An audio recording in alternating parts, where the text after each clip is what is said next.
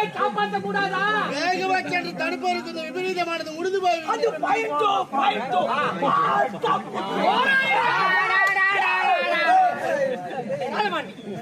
வல்லவன் கல்லறைக்கு சென்று படித்து வாடா மகனை வழிகொடுக்கிறார். ஒரு ஏழை பெண்ணை அவளை கடித்து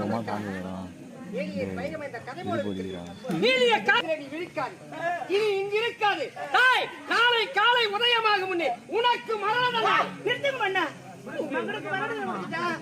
என் கற்பு மீண்டும் திரும்பி வந்துருமா? என் வாழ்க்கை சந்தோஷமா இருக்குமா? மன்னா, உன் மகனுக்கு கொடுத்த அந்த மரண தண்டனையே எனக்கு கொடுங்க மன்னா. நான் உயிரோடு இருக்கிறேன்.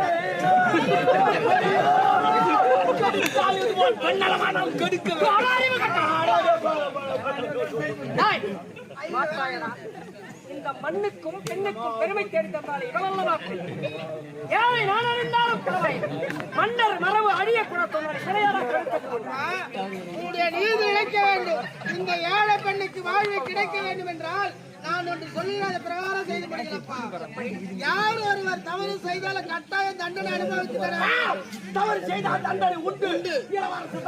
அந்த பெண்ணை கொடுத்தார் என்றால் அந்த தண்டனையை இந்த வேளாண்காரனே கொடுப்பார். மன்னர் அதிகாரம் கொடுப்பார். அந்த பெண்ணை கெடுத்தது உண்மை என்றால் அதோ தேர் இருக்கு. ஒரு சுற்றி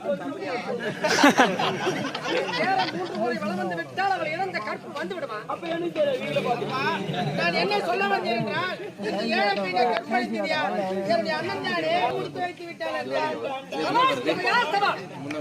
மரணம் என்பது இன்றோடு மறைந்துவிடும். ஆனால் இவன் செய்த தவறுக்குதான் சரியான வருங்கால மன்னர் நீங்களா? இந்நாட்டிற்கு மன்னர் கேவல திருத்தெருவாக வாழ பழவிக்கும் பெண்களுக்கு மருமகளா? இதற்கு ஒரு பொழுதும் நான் சம்மதிக்க மாட்டேன். தூக்கிலே தூங்கினாலும் பரவாயில்ல. ஒரு பெண்ணை கிடைத்து பணத்தை வளர்த்து விளையாட்டு நமக்கு முன்னோரை எண்ணிப்பாரா எத்தனை கலை மேதைகள்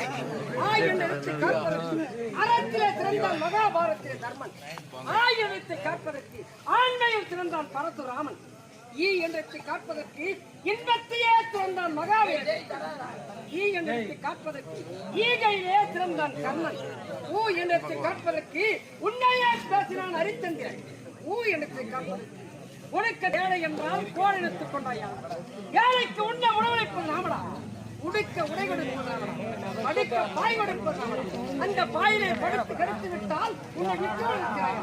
என் நீதி இழைக்க வேண்டும் என்று சொன்னால் நீதிடா, நியாயம்டா, நேர்மைடா, அண்டடா, குண்டாடா, பல்லடா, சம்போடா, அடிக்கடா, போச்சடா, கல்ச்சடா, உனக்கு கல்ச்சடி